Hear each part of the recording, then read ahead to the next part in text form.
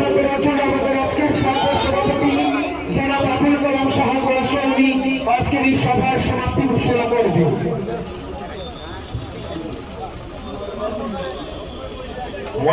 মঞ্চাসীন বিভিন্ন নেতৃবর্গ